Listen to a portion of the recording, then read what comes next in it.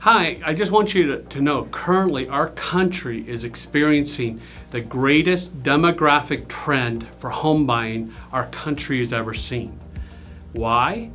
Well, since the beginning of last year, 2020, we're now seeing approximately 4 million millennials turn the age of 33 years old.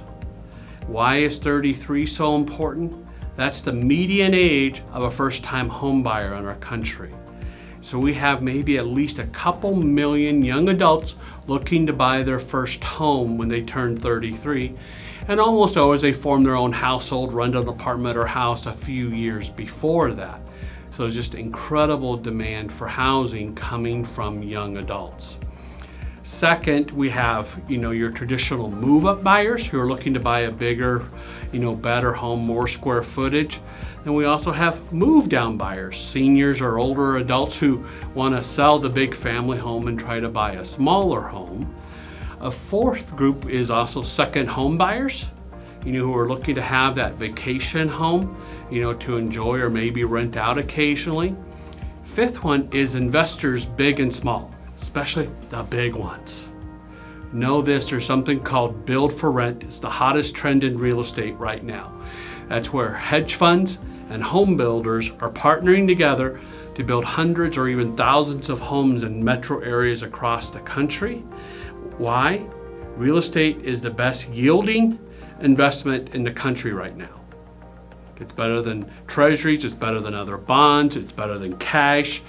So the hedge funds are buying and having built for them hundreds and thousands of rental homes. And so why they're doing it is they believe they can beat you as a first-time home buyer out from buying any existing homes. If there's some of them buying existing homes too. They believe they can outbid you, win the bidding war, and then rent the home to you and be able to increase the rent every year on you. And it's honestly sort of, in a way, makes me upset, and it should honestly tick you off too if you're a renter, because they believe they can monopolize the market and keep you from buying a home. So you need to act quickly and buy a home as soon as you possibly can. There's basically 6 major trends working against us in our real estate market. One is aging in place. Back in about 2010, most senior adults started moving out of their homes and selling their homes about age 75. In 2019, it was about age 80. And I bet it's quite, 2, 3, maybe even 5 years longer than that now because of COVID. So homeowners, the long term, are staying longer. It can be really scary for some homeowners to sell because they're afraid of potentially being homeless, so they don't even list their home for sale. Third is, of course, is young adults like millennials and even Gen Z now starting to buy homes too. So there's a huge push of demand. Then we have real estate investors, big and small. We also may have, if interest rates were to rise above 3.5%, what's known as the lock-in effect. So if a current homeowner, say, has a mortgage rate of 2.5%, and a year from now or whatever, mortgage rates are 3.5%, they may just decide to stay in their home because their payment would increase too much because their new mortgage rate would be higher. Thus, fewer homes come on the market.